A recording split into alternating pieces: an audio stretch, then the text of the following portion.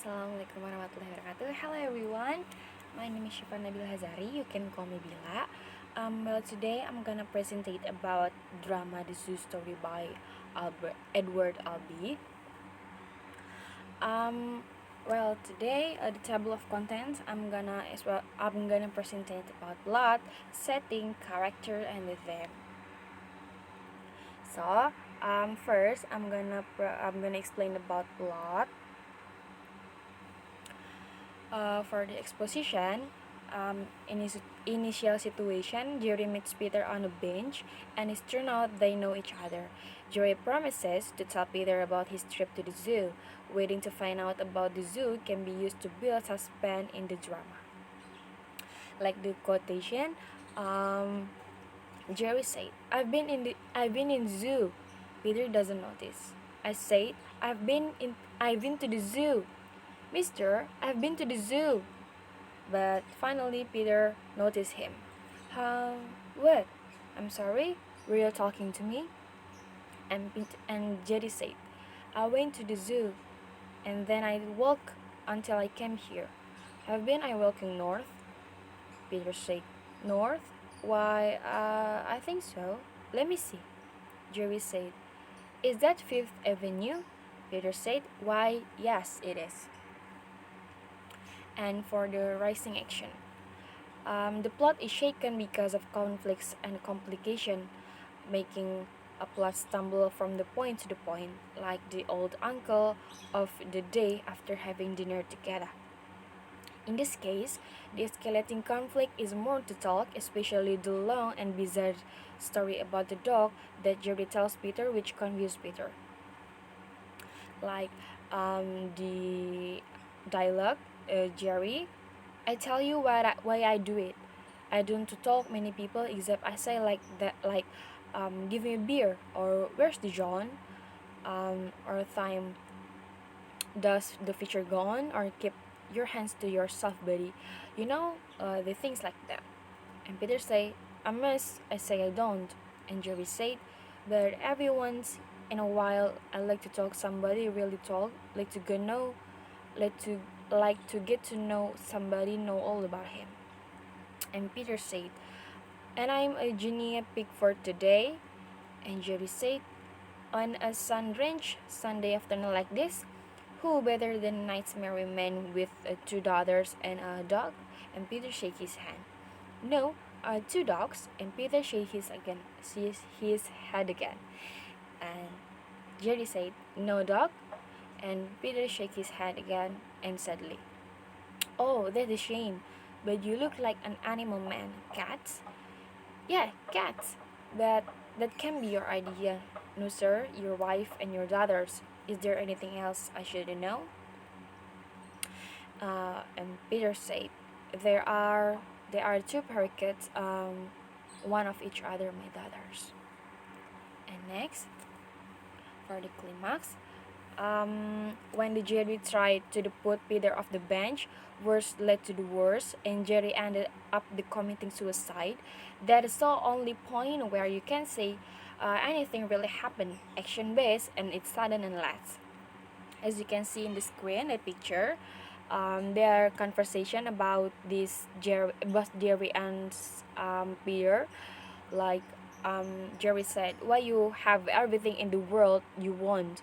You've told me about your home, your family, and your little zoo. You have everything, and and now you want just this bench. Are these the things men write for? Tell me, Peter. Your honor, is that the thing that the world you'd fight for? Can you think about anything more absurd? And for the fall action, is confused death after being stabbed. Jerry continued talking for a while, and Peter escaped. The play ended, and it ended. Like the quotation you see in the screen. Next. Apps. For the resolution, as you can see in the screen, the drama doesn't have that many resolution. You never learn what happened in zoo. For example, you don't know what happened to be there. Just Jerry just died, and the drama is over. And next, we are moved to the settling of this drama. Oops. Yeah. The setting in this drama is Center Park. Is Center Park in New York at 1959. At Sunday afternoon, this is one since drama, so everything is arranged in one place. The quiet part of Center Park take place on a Saturday afternoon. It is Sunday, the sun is warm, the birds are shaking, all is well in the world, except for the strange man who babbling about his healthy woman poisoning a dog and then isolationing a man and committing suicide.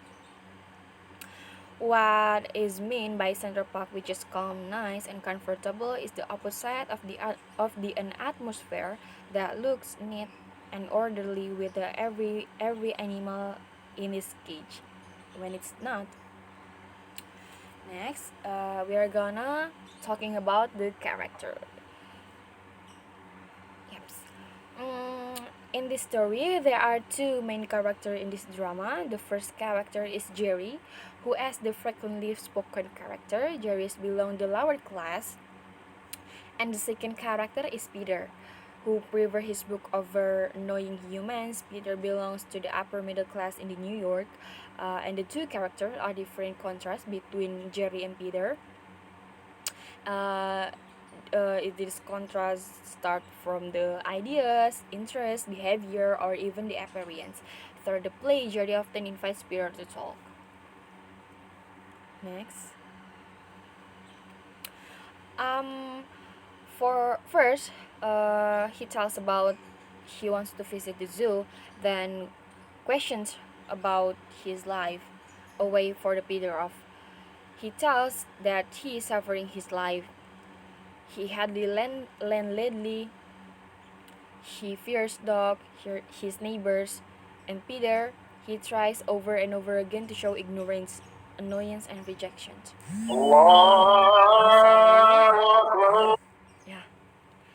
Jerry asks all the question.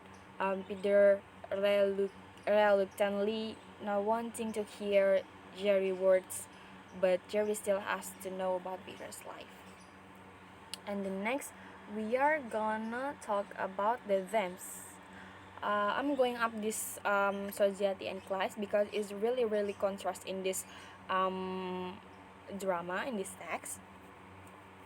Peter is comfortably upper in middle class in the today dollars he makes well thousand dollars a year at this swanky publishing his job.